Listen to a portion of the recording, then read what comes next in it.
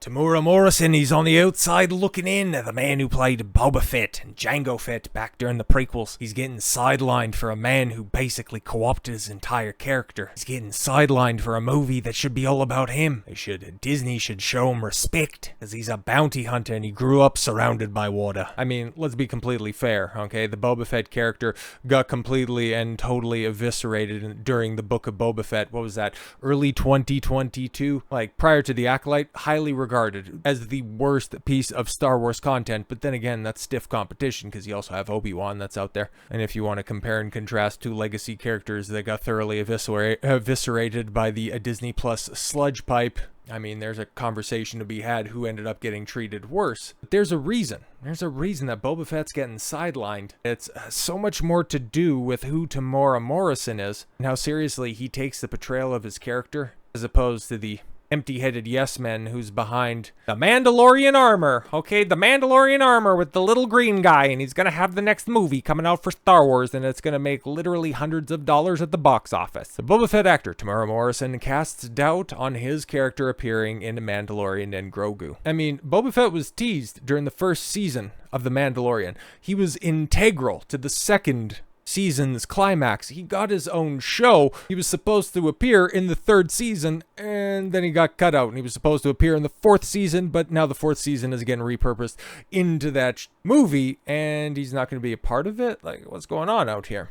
Actor Temuera Morrison, who plays Boba Fett and all the clones in the Clone Wars. He's Rex. Yay, Rex! And then also, yeah, they originally played Jango Fett in Attack of the Clones, you know, all that jazz.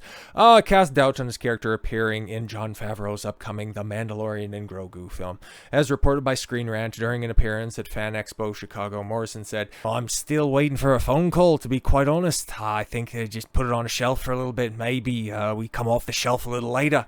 Forbes also noted that Morrison added, the Book of Boba Fett's reception does seem to have impacted the future of the character and the franchise. I mean, yeah, everybody had high hopes. Like, Boba Fett was one of the most popular characters from the OT that people wanted to see the backstory of. Hell, just wanted to have his character actually given a dignified end to, because there was a lot of rumors surrounding whether or not George Lucas hated how popular this little fringe character became.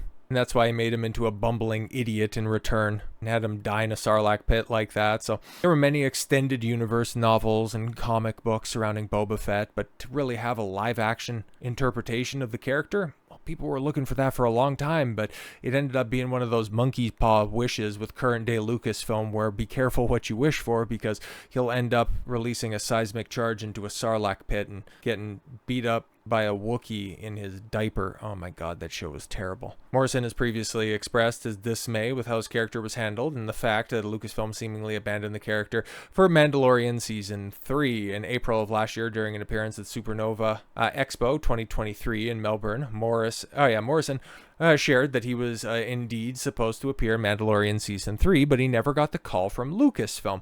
And yeah, that's what everybody was wondering, right? Because that's also other speculation why everybody thought The Mandalorian Season 3 was such a big step down from the previous heights of the franchise. But you take a look at what was going on with The Mandalorian and in previous seasons, the writing was just as abysmal, okay? Season 2 was just as bad. It's just, what were the key jangles, okay? What were the cameos that came in Season 2? You had Ahsoka Tano, you had Bo-Katan, you had Bill Burr, and what was Season 3? Jack Black and Lizzo. There's a big reason that people turned away in disgust on Season 3 as opposed to having Skinwalker Luke at the end of it coming in. Oh my god, he's doing the Jedi thing.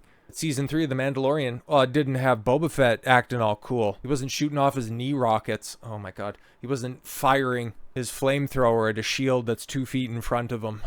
Mandalorian Season 3 was a disaster, mostly because Pedro Pascal probably screwed up the Book of Boba Fett and Mandalorian Season 3, if we're being completely honest, because if you recall, he never took off his helmet in Season 3. We never got to see who was actually playing Din Djarin on the set. So yeah, there's interesting things that I'm sure Temuera knows, thinks, and is vocalizing in very roundabout ways. He explained, I was supposed to be in Mandalorian Season 3, but nobody rang me. I was waiting for the call in New Zealand, waiting and wanting to give up. Also shared his thoughts about Din Djarin taking over the Book of Boba Fett show. Yeah, this probably didn't ingratiate him all that much, okay? And it probably led to the don't call us, we'll call you attitude that they have moving forward with Mandalorian Season 3. Well, that Mando guy stole a few chapters of my book. It was painful watching him turn up in some black new lethal sword and turned up in the Book of Boba Fett. He just destroyed everybody. Yeah, and if you compare and contrast the production in the Boba Fett episodes of the Book of Boba Fett and compare and contrast that to the 2 episodes of The Mandalorian that was slapdash towards the end of the season. What was it? Episodes 6 and 7 were the Mandalorian ones, leading up to the big finale that Din Djarin played a huge role in. You could honestly say, was that supposed to be a part of Season 3? Was that repurposed Mandalorian footage that you guys didn't know that you could make use of for Season 3, so you decided to stick it in a Mandalorian-alike show? Did you make up this entire show thinking that, yeah, we're going to have some Mandalorian material and we're going to need a character that's something like that, and Pedro Pascal's being a little pissy because he doesn't get to have his helmet off as much during our show, so he wants to leave the project, but he also likes the easy paycheck by just simply phoning in his voice line. So while those negotiations are getting completely and totally contentious, as they were, and it was reported at the time, can we go ahead and work this all together? Also setting up Season 3 if that eventually does happen, because if you recall, at the end of Mandalorian Season 2, Grogu was off with Luke Skywalker. Boba Fett was set to just simply, I don't know, roam about the galaxy once he acquires a ship to replace the blown-up Razor Crest, and yeah, just return to being a bounty hunter. But then, at the end of Book of Boba Fett, he had gotten Grogu back from Luke Skywalker, he had got a Naboo starfighter, and he was back at the point that he was prior to losing Grogu at the end of Season 2. It's like, if people were just simply checking into Disney Plus to watch the new season of Mandalorian, you would have thought that you missed something, mostly because you did, because the story development of The Mandalorian took place in the Book of Boba Fett show. Like, I've never seen anything like that in my entire life play out, where a main storyline from one show takes place in another show. Like, what are you doing? He then asserted, I'm sure this guy is ruining my show, but I can't say anything about it. I'm not the writer, and I guess I have to bear it, I guess. That's the thing, okay, when it comes to Temuera Morrison. The guy loves the character of Jango Fett and Boba Fett. He's been voicing Jango or Boba every opportunity that he gets, playing all the clones whenever Disney calls, and he's very protective about the role, and you love to see it. And when the Book of Boba Fett was going on at the time, him and Ming-Na were doing the interview rounds, and I couldn't find the clip or anything like that, but Temuera Morrison was asked about, you know, his portrayal this time around of Boba Fett, and he made mention that, yeah, I don't really like how I have to talk so much. Boba Fett needs to be more mysterious, and we went up to go talk to John Favreau up in Atlanta, and said I shouldn't be talking so much. Let Ming talk. Fennec can talk much more. I should be more mysterious. So I think probably by just asserting his interpretation of the character, he might have, not unlike Henry Cavill when it came to The Witcher, ended up picking up a reputation of being difficult to work with because he wanted to adhere to the source, because he wanted to stay true to the character that he and so many fans beloved. That's just speculation. But given how beloved Boba Fett is, damage to the character by the Book of Boba Fett is signed, why wouldn't, okay? Especially if they're looking towards this big team-up film to wrap up the whole Mandoverse that Dave Filoni is going to jerk his little crank into his cowboy hat over in a couple years' time. Wouldn't they be trying to rope in everybody associated with that film to make it as big of a spectacle as possible? But in fact, at the time, Morrison didn't sound optimistic about returning to the character at all. He said, I think that there's a few changes going on. We have come under the big umbrella known as Disney now, too. So is one of the last few conversations we had in LA. And the conversation started like, oh, look, we're having a few changes. We're having a few cutbacks. And when you hear that and other end of the line, it's not good trying to negotiate any more money, that's for sure. So we'll see what happens. We'll see what happens. Back in 2022, Morrison also lamented how Boba Fett was treated on the Book of Boba Fett. He told ET Online, we've got to bring him back somehow. We've got to see the old Boba Fett. This might be a different interview than what I referenced before, but we reintroduced him. We found out some stuff, and I don't think it's time to get him back to his badass ways. No two ways around it. Oh yeah. So I think we sort of have to scope it, or we have to scope to go back there. That's out of my control. We'll just see what happens. Yeah, that's where I kind of think that the difficult to work with label came from. Oh, NME. This looks familiar. Okay, yeah, I speak far too much. Here you go. I didn't make that up. See? No.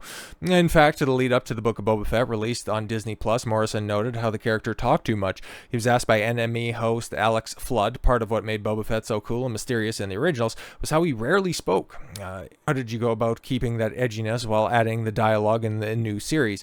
Morrison responded, I wasn't very successful. I was hoping not to say much, as I have already in the first 2 episodes. I speak far too much. In fact, in the beginning, I was trying to pass my lines to Ming-Na. Excuse me, director. I really feel that Ming-Na should say these lines because I want to stay mysterious. I want to stay quiet. Well, obviously, John's one of the key writers, and sometimes it's always say, I think this is too much. I think this is too much. And I'd go to what's the other guy's name? Noah. I'd try to get him to cut down the dialogue. I remember, of course, John actually went away to Atlanta, so I rang Noah in the night, and I said, Noah, this scene tomorrow, I'm talking too much. His Boba, he doesn't talk this much. Look, I've got all these paragraphs here. I think I should just get rid of it. John's gone to Atlanta, so just don't tell him. But that's also quite telling at the same time, because John, at that point in time, this was, one of the biggest things going on, if not the biggest thing going on Star Wars. Hell, you're bringing back a legacy character. You're giving him full 6 or 8 episodes, I forget. Giving him a full D+ show, and you couldn't even be asked as the showrunner to be on set when everything films? Unbelievable. Then the next morning on set, I get a call from Atlanta. John wants you to say all that dialogue. He'll cut it out later, so he's keeping an eye on us from all areas, he recalled. Yeah, see, that's why I think Temuera Morrison ended up getting the label of difficult to work with. Him just wanting to be accurate to his character. Him voicing his concerns, just simply echoing the sentiments of what a lot of the fan base noticed at the time, where Boba Fett in his show wasn't really the Boba Fett that we knew, okay? Kind of stripped away everything that made him special, mostly because the Mandalorian came in, Din Djarin ended up taking away all of the interesting aspects, and I think at the 11th hour, instead of just him being a cameo in the first or second seasons, ended up being the emergency plan, and that they just ended up bungling like they have in the past with so many other original trilogy characters, ended up screwing the legacy of Boba Fett. So with all that said, thank you all very much for the gift of your time. I've been Don Consuelo. I want you to follow your gut and get after it. Take care, everyone.